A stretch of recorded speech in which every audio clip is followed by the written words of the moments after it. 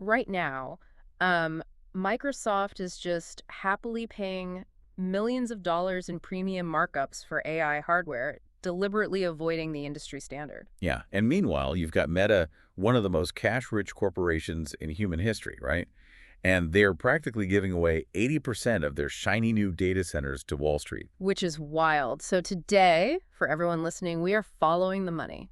It really is a complete inversion of how the tech industry usually operates. I mean, we spend so much time looking at the software side, the chatbots, the generative video, the code, Yeah. that it all feels kind of invisible. Right, like it lives in the ether. Exactly. But we forget that the cloud is actually incredibly heavy. It is made of concrete, it's steel, and increasingly it is made of astronomical amounts of debt. And that heavy reality is exactly our mission for this deep dive. We are looking way past the AI software hype to really expose the physical and financial foundation of this whole boom. Because that's where the real story is. Yeah, so we're getting into the hardware arms race, the massive hyperscaler budgets, this wild new tier of companies called neoclouds, and the ticking depreciation time bomb sitting underneath all of it. It's a lot to unpack. It is. And to do this, we are pulling from a really fascinating stack of materials for you today.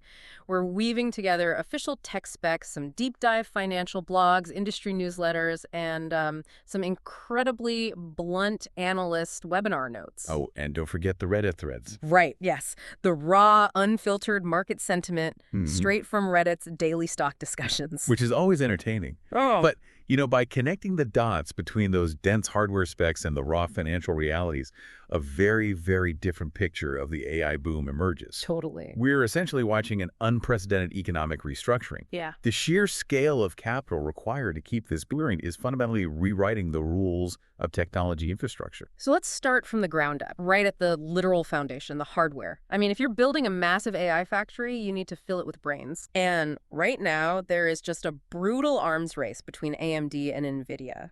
Our sources detail AMD's brand new Helios rack scale solution, which is basically stepping into the ring against NVIDIA's highly anticipated Vera Rubin system. Yeah. But even the way we talk about these systems has completely changed, hasn't it? It has. The terminology shift is actually the very first clue to how much the physical engineering has evolved here. Oh, so? Well, it used to be that a data center bought individual servers, right? And a technician just slid them into a metal server rack. The rack was literally just furniture. Just a bookshelf for computers. Exactly. But with these new architectures, the rack is no longer where the system is installed. The rack is the AI system. Wow. Yeah, it is a single, massively interconnected, co-designed entity. And the specs on AMD's Helios rack, I mean, they're staggering. One rack houses 72 of their new MI455X GPUs, all completely linked together with 31 terabytes of HBM4 memory. Which is a massive amount of memory. Right. Now, for the listener who, isn't building supercomputers on the weekend, let's decode that a bit. HBM4, I'm assuming the 4 just means fourth generation. Yep, you got it. But, why is memory bandwidth such a massive selling point here? So high bandwidth memory, or HBM, is literally stacked physically on top of the processor to reduce the distance that the data has to travel. Okay. And memory is the real bottleneck right now, basically, because of a shift in the workloads. What kind of shift? Well, training an AI model takes brute computing force, right?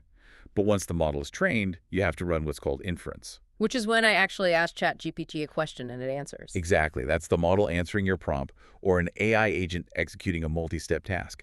Inference requires shuffling massive, massive amounts of data back and forth instantaneously. Ah, I see. If your memory is too slow or too small, your incredibly extensive GPUs are just sitting idle, waiting for data to arrive. So having 31 terabytes of HBM4 inside a single rack means those GPUs are constantly fed. That makes perfect sense. They were basically clearing the traffic jam before it even starts. Precisely. And this memory capacity is also crucial because of the software shift toward open weight models, right? Like where companies take pre-trained models from places like Meta or DeepSeek and tweak the internal parameters, the weights for their own specific uses. Exactly. To run those diverse, highly customized models efficiently, you absolutely need immense unified memory spaces. Okay, but the hardware isn't even the wildest part of the Helios. It's the price tag. It's steep. I mean, our sources show AMD is pricing the Helios at $5 million to $5.5 million for a single rack. Just for one rack. Right. And in a vacuum, sure, new tech is expensive, But NVIDIA's expected second-gen Rubin rack is estimated to cost between $3.5 million and $4 million. Yeah. So AMD is basically charging a 40% premium. And here's the kicker. Microsoft just announced they are aggressively deploying both systems across their Azure cloud. Yeah, Satya Nadella made it explicitly clear. They are bringing in Helios racks and Rubin racks, side by side. See, I'm trying to wrap my head around the business logic there. I mean, to use an analogy, it feels like a massive taxi company needs a new fleet, right? All right. And they usually buy the industry standard sedans. But suddenly they decide to also buy hypercars from a rival brand, paying a 40% markup per vehicle just to make sure they aren't entirely dependent on their main supplier. It sounds crazy when you put it like that. Right.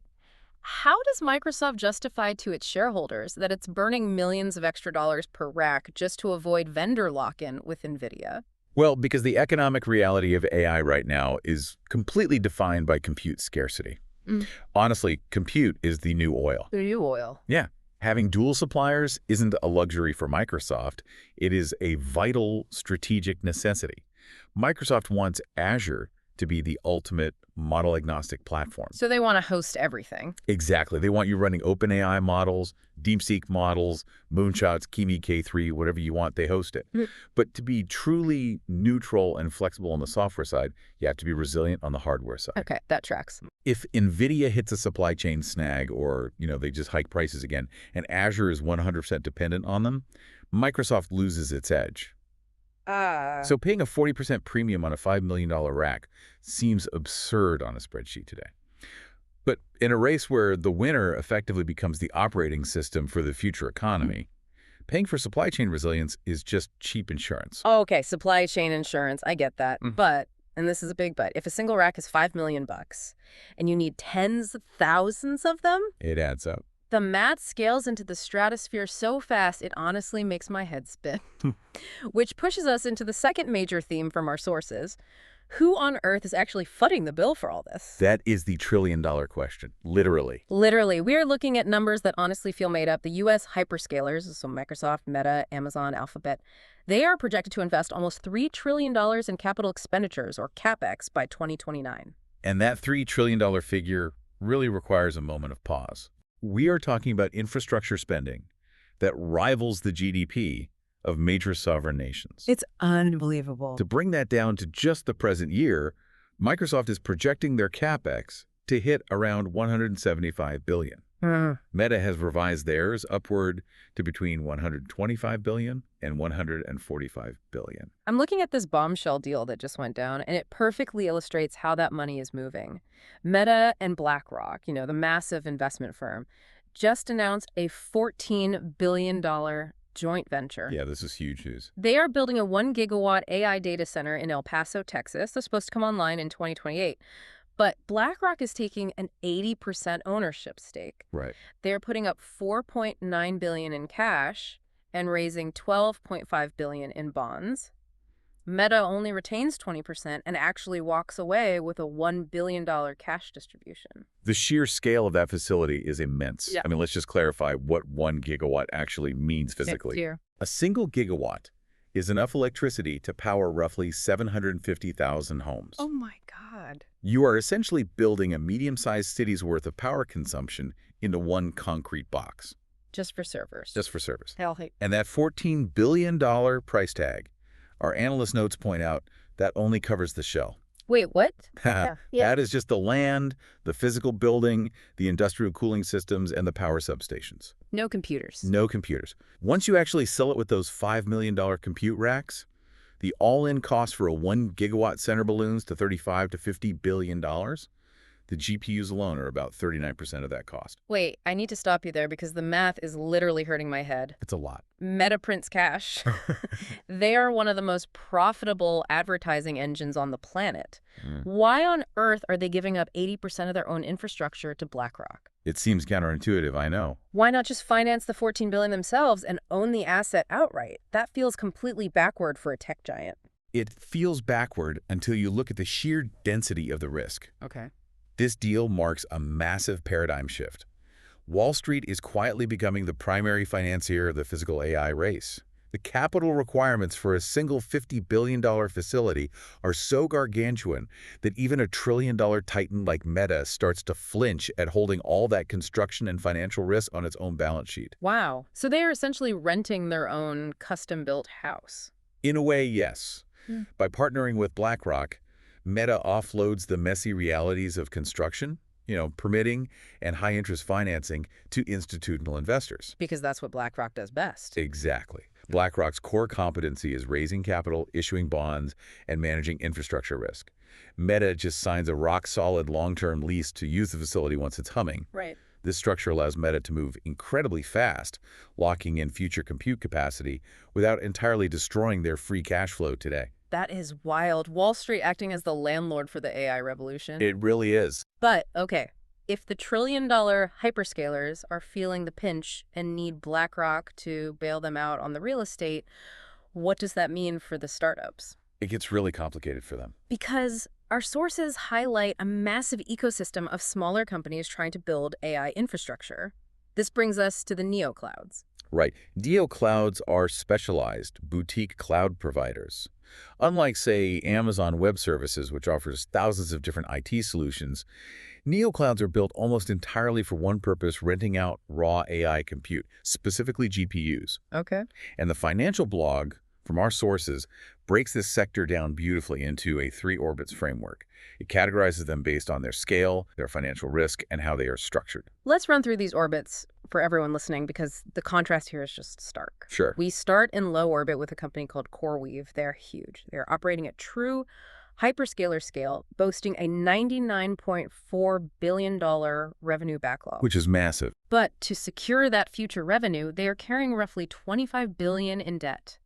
The sources say they are burning $2.50 to $2.70 in Capex for every single dollar of revenue they project for 2026. Yeah, so low orbit implies massive gravitational pull, right? Which requires maximum fuel just to stay in the air. Oh, that makes sense. CoreWeave is spending astronomically ahead of their actual income. That Capex burn rate means they are heavily leveraged.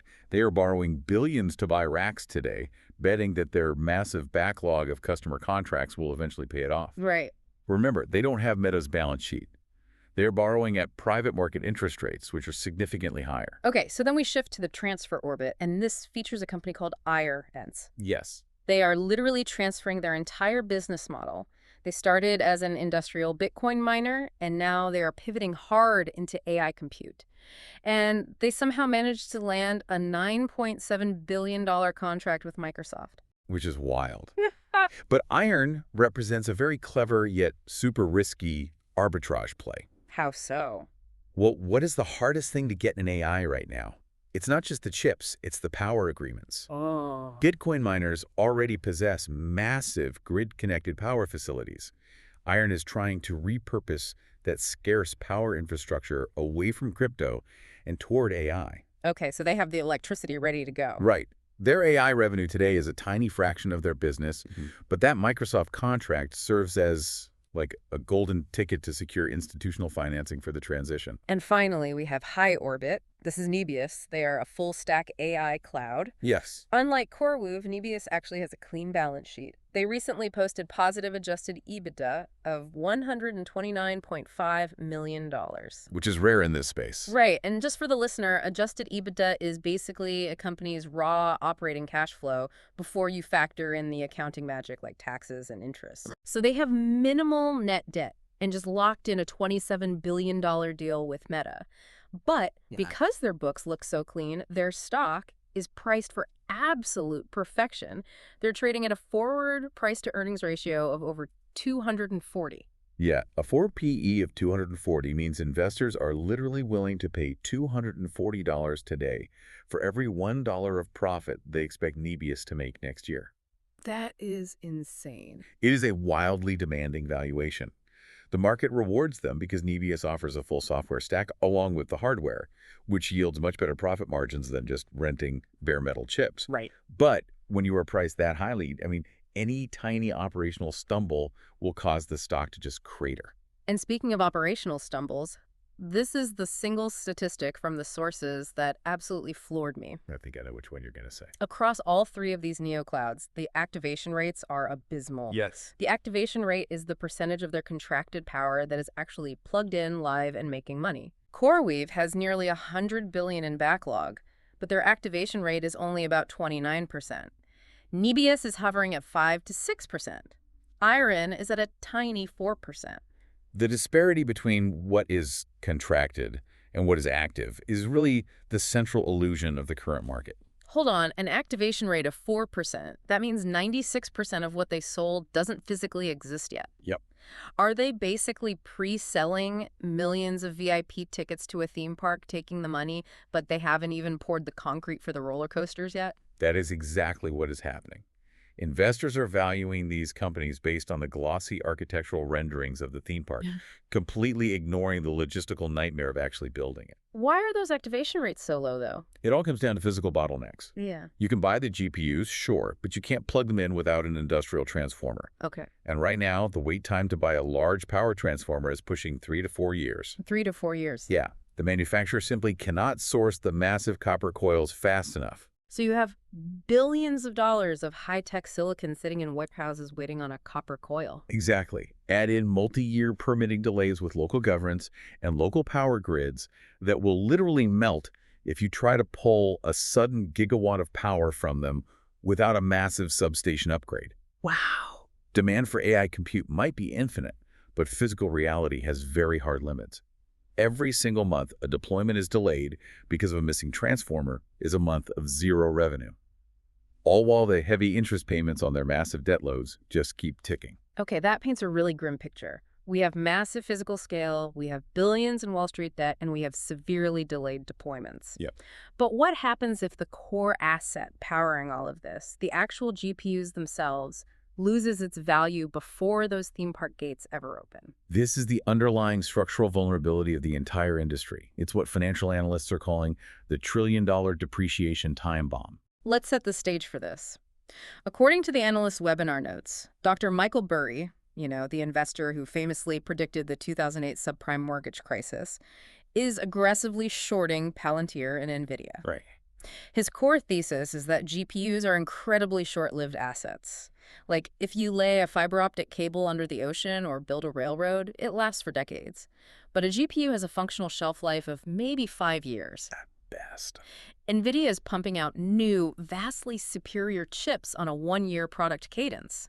The obsolescence is brutal and rapid. And the systemic risk here isn't just the tech companies have to keep buying new chips to stay relevant. What is it, then? The real danger lies in how this hardware is currently being financed. Remember that massive debt we talked about with the neoclouds? Yeah, the billions in loans. Private credit funds and massive institutional lenders are using these quickly depreciating GPUs as the physical collateral for tens of billions of dollars in loans. Wait, they're using tech that goes obsolete in 36 months to back 30-year infrastructure loans? That's terrifying.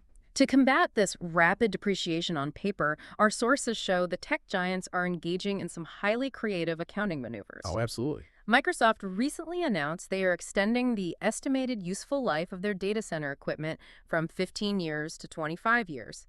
And Meta just adopted a 5.5-year useful life for their servers, up from 4 years, which magically boosted their net income by nearly $2 billion in just 9 months. It's all on paper. I need you to explain the mechanism here.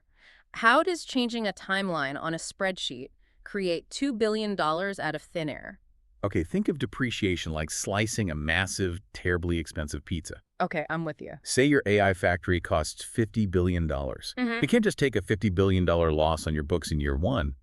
Accounting rules say you spread that cost out over the asset's useful life. Right, makes sense. So if you have to eat that cost over 15 slices, meaning 15 years, each yearly slice is massive and it destroys your annual profit margin. Oh, I see. But if you take a pen and slice that exact same pizza into 25 thinner slices, your yearly expense suddenly looks much smaller. Wow. Because your expenses look smaller, your yearly profits look artificially higher to Wall Street today. Wow. So they aren't making more money, they're just delaying the pain. Exactly. The Reddit daily stock discussion thread caught this immediately, by the way. The sentiment there is just brutal. Oh, I'm sure it is. One user pointed out the absurdity, saying it's like Microsoft pretending they'd be free cash flow negative in 2005 because they're still paying off clippy Capex. That's hilarious. Yeah. But also painfully accurate. They are really highlighting the fragility of assuming a server built today will still be generating meaningful value a quarter of a century from now. And the underlying fear here is a collapse in collateral value.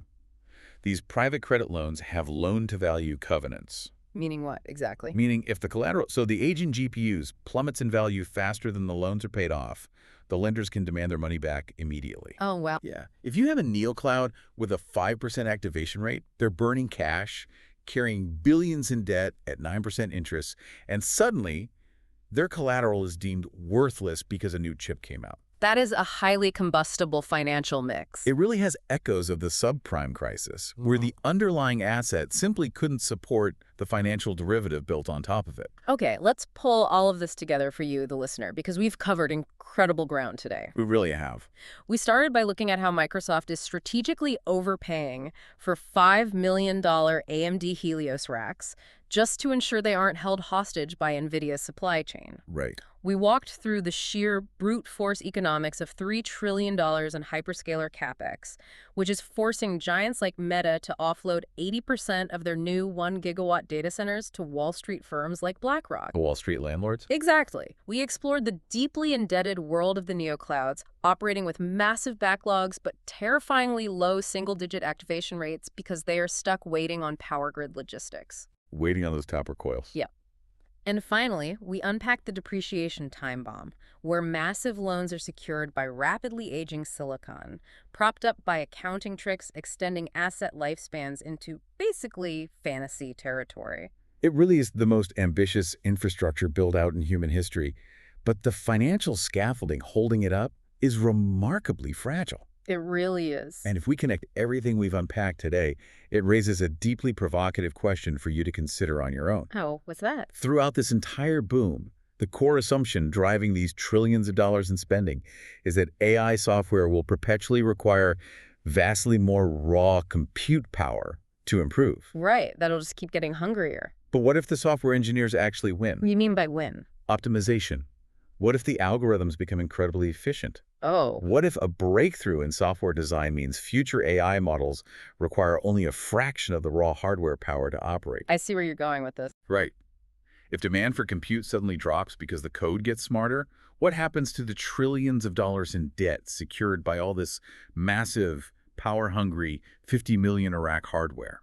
That is a staggering thought to leave on. The idea that the very success and efficiency of AI software could be the exact trigger that collapses the AI hardware bubble. It's a real possibility. If the code gets too good, the factories go bankrupt. It's a stark reminder that even when we are dealing with the most advanced, ethereal technology we've ever created, we are still bound by the brutal physics of concrete, copper wires, and compound interest. Perfectly said. Well, thank you for joining us on this deep dive. Keep questioning the world around you, and we'll see you next time.